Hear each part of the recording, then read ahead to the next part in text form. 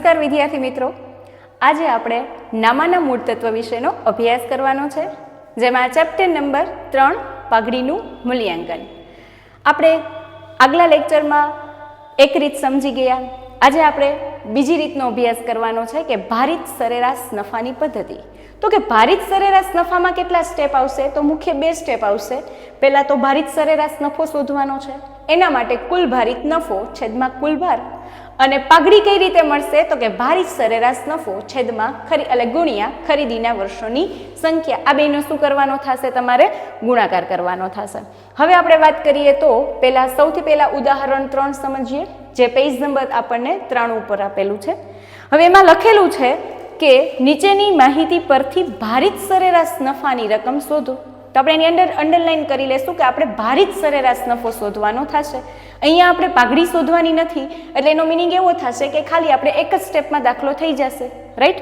અને હવે તમને 4 વર્ષની માહિતી આપી છે, જે મેં બોર્ડ ઉપર લખેલી છે એ પ્રમાણે 2013 અને 14નો નફો છે 40,000, 2014 અને 15નો નફો છે 50,000, 2015 અને 16નો નફો છે 60,000 અને 2016-17નો નફો છે 70,000.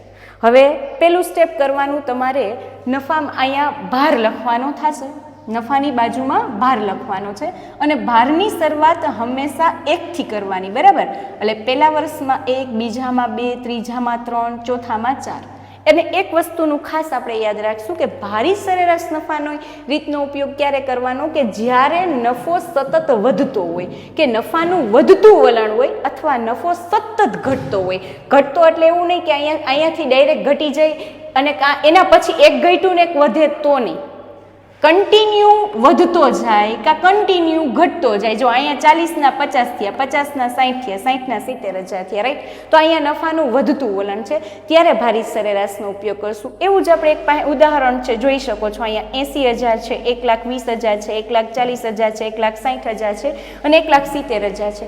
એક સરખું વધે એવું નથી કહેતી, હું તમને એમ સમજાવું છું કે નફો વધતો હોવો જોઈએ. એની મિનિંગ એવો થાય કે આગલા વર્ષના કમ્પેરિઝનમાં પછીના વર્ષમાં નફો વધ્યો, ત્યારે જ ભારિત સરેરાશનો ઉપયોગ કરવો. કારણ કે ઘણી વખત આપણને બોર્ડની એક્ઝામમાં એવું પૂછાય છે કે યોગ્ય સરેરાશનો ઉપયોગ કરવો, ત્યારે ઘણા વિદ્યાર્થી મિત્રો ભૂલ કરી દે છે. એટલે ખાસ ધ્યાન રાખવાનું કે જો નફામાં વધઘટ થતી હોય તો સાદી સરેરાશ કરો, અને જો નફો કાં સતત વધતો હોય કાં સતત ઘટતો હોય તો ભારિત સરેરાશનો ઉપયોગ કરશું, રાઈટ.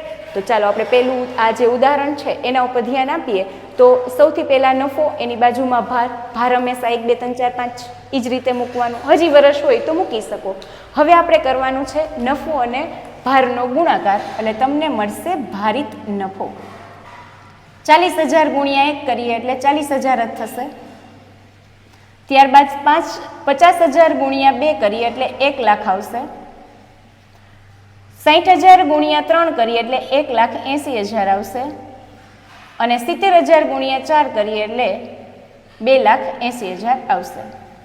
હવે એનો આપણે ટોટલ કરી નાખીએ તો કે 40,000, 1 લાખ, 1,80,000 અને 2,80,000. તો સરવાળો કરશો એટલે જવાબ આવશે 6 લાખ. આ જે છે એ તમને ભારિત નફો મળે છે. શું મળે છે? ભારિત નફો, રાઈટ. એટલે કુલ ભારિત નફો. અને હવે જે મળશે એ તમને મળશે અહીંયા કુલ ભાર. ઉપરનો જ્યારે સરવાળો મળે તો આગળ કુલ લગાવી દેવાનો, એટલે કુલ ભારિત નફો. અને અહીંયા કુલ ભાર, બરાબર. તો હવે એમાં 4 + 3 + 2 + 1 એટલે ટોટલ આવશે 10. તો અહીંયા મૂકશું આપણે 10. હવે આપણે કરવાનું છે કે ભારિત સરેરાશ નફો. પહેલું જ સ્ટેપ, ખાલી એક જ સ્ટેપ ગોતવાનું છે, અહીંયા પાઘડી શોધવાની નથી, રાઈટ. તો ભારિત સરેરાશ નફો બરાબર કુલ ભારિત નફો છેદમાં કુલ ભાર. હવે આપણને ભારિત નફો મળી ગયો છે કેટલા? 6 લાખનો. એટલે ત્યાં લખશું આપણે 6 લાખ. ત્યારબાદ આપણને મળે છે 10, રાઈટ. ક્યાંથી મળ્યા તમને? તો કે કુલ ભારિત નફો 6 લાખ, તો અહીંયા 6 લાખ મૂકશું અને કુલ ભાર મળે છે 10. અહીંથી એમ નહીં મેં ખ્યાલ આવી જાય, મીંડું ઉડી જશે, એટલે 60,000 આવશે, રાઈટ. તો ભારિત સરેરાશ નફો ₹60,000. બને ત્યાં સુધી હેબિટ પાડવાની કે આગળ રૂપિયાની સાઇન કરો, બરાબર. હવે આમાં પાઘડી નથી શોધવાની, તો આપણે અહીંયા દાખલો પૂરો થઈ જશે, રાઈટ. આ દાખલો 4 માર્કમાં ન પૂછાઈ શકે. હવે આપણે જે દાખલો કરશું એ 4 માર્કમાં પૂછાઈ શકે. આ માહિતી પહેલી તમને ખ્યાલ આવે એ માટેનું ઉદાહરણ હતું. આ ટાઈપનું ઉદાહરણ બોર્ડમાં અવારનવાર ભારિત સરેરાશનો દાખલો 4 માર્કમાં પૂછાતો હોય છે અને એકદમ ઇઝી અને સરળ રીત છે. ચાલો અહીંયા જેવું સમજાવ એવું જ આપણે પાછું કરવાનું થશે. સૌથી પહેલાં સ્ટેપ શું મૂકશું? હમણાં ત્યાં આપણે ભાર મૂક્યો હતો તો પાછું અહીંયા પણ શું મૂકવાનું થશે? ભાર. અને તમને ખબર જ છે કે ભાર ક્યાંથી સ્ટાર્ટ કરવાનો? 1 થી. તો અહીંયા મૂકી દો 1 2 3 4 5. આનો મિનિંગ એવો થાય કે જેટલા વર્ષ હશે એટલા તમારે ભાર મૂકવાના થશે. 5 વર્ષ હશે તો 5, બરાબર. તો આનો સરવાળો કેટલો થઈ જશે? 15, રાઈટ. કારણ કે અહીંયા 10 થયો તો 10માં 5 ઉમેરો એટલે 15 થઈ જશે, રાઈટ. હવે શું કરવાનું થશે? તો કે ભારિત નફો શોધવાનો થશે. તો ભારિત નફો કઈ રીતે ગોતવાનો? તો કે નફો અને ભાર આ બેનો શું કરવાનો? ગુણાકાર. જો ભૂલાઈ જાય એવું તો ભૂલાય નહીં, પણ છતાંય એવું લાગે તો અહીંયા એકવાર નોટ કરી દેવું કે નફો અને ભારનો શું કરી દેવાનો? ગુણાકાર. તો પહેલાં શું આવશે? 80,000 ગુણ્યા 1 એટલે 80,000. ત્યારબાદ 1,20,000 ગુણ્યા 2 એટલે 2,40,000. પછી 1,40,000 ગુણ્યા 3 એટલે 4,20,000. 1,60,000 ગુણ્યા 4 એટલે 16 ચોકું 64 એટલે એમાંય ખ્યાલ આવી જાય 6,40,000. અને 1,70,000 ગુણ્યા 5 એટલે 8,50,000. ચાલો તો હવે એનો સરવાળો કરો તો 80,000, 2,40,000, 4,20,000, 6,40,000 અને 8,50,000 એટલે એનો ટોટલ થશે 22,30,000, રાઈટ. તો આને કહેશું આપણે કુલ ભારિત નફો. ઉપર જે શબ્દ હોય એની આગળ તમારે કુલ લગાવી દેશો એટલે અહીંયા તમને મળશે કુલ ભારિત નફો. અને એ જ વસ્તુ છે કે ભારનો ટોટલ કરો છો એટલે જે મળશે એને કહેશું કુલ ભાર. હવે આપણે સ્ટેપ કરવાનો સૂત્ર. હવે આ બે સૂત્રને તમને તો યાદ જ છે. હવે શું કરશું? તો કે ભારિત સરેરાશ નફો બરાબર કુલ ભારિત નફો છેદમાં કુલ ભાર. હવે આપણી પાસે કુલ ભારિત નફો કેટલો છે? તો કે 22,30,000. એને આપણે અહીંયા મૂકી દઈશું એટલે 22,30,000, રાઈટ. અને હવે છેદમાં તમારે મૂકવાના છે ભાર. તો ભાર કેટલો આવ્યો? તો કે 15. તો છેદમાં કેટલા મૂકવાના થશે? 15. તો અહીંયા મૂકશું આપણે 15 એટલે જવાબ આવશે તમારું પોઈન્ટમાં આવશે. એટલે તમારે શું કરવાનું? 1,48,666.67, રાઈટ. અને આ પેલા પોઈન્ટમાં લખવાનો થશે અને ત્યારબાદ તમારે પોઈન્ટ છે એને કટ આઉટ કરી દેવાના, એટલે કે રાઉન્ડ ફિગર કરી દેવાના. અને એવું લાગે એટલે અહીંયા તમારે એક આંખ 0.50 કરતાં મોટી સંખ્યા હોય પોઈન્ટની પછી 50 કરતાં, એટલે પોઈન્ટનો તમારે પહેલો આંકડો જોવાનો. જો 5 કરતાં મોટો હોય કે 5 જેટલો હોય તો અહીંયા એક સંખ્યા છે એ વધી જશે.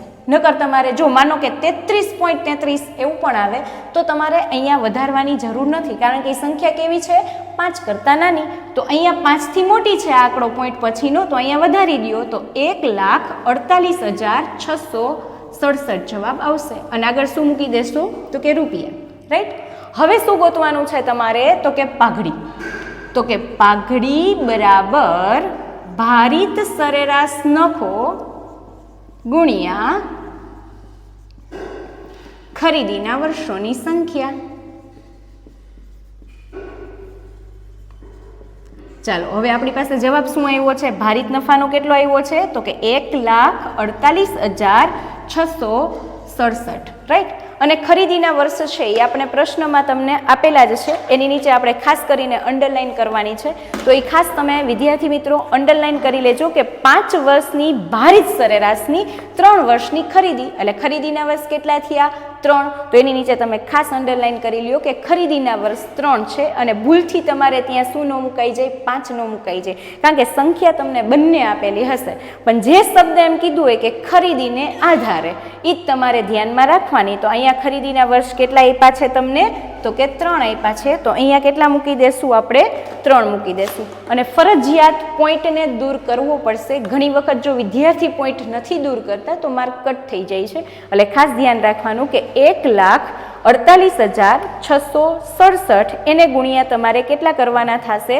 તો કે 3 કરવા, તો 4,46,000 1 રૂપિયો આવશે, બરાબર. 4,46,000 અને 1 રૂપિયો આવશે, એ આપણી શું થશે? પાઘડી.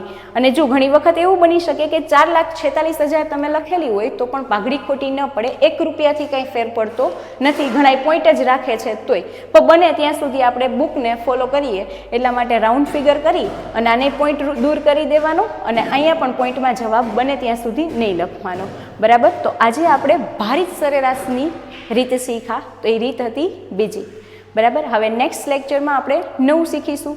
અને હા, જો વિદ્યાર્થી મિત્રો તમે નવા હોય તો અમારી ચેનલને સબસ્ક્રાઈબ કરો અને બીજા વિદ્યાર્થી મિત્રોને પણ શેર કરો કે જેથી કરીને બીજા વિદ્યાર્થી મિત્રો પણ આ નવું જાણી શકે અને શીખી શકે. Thank you.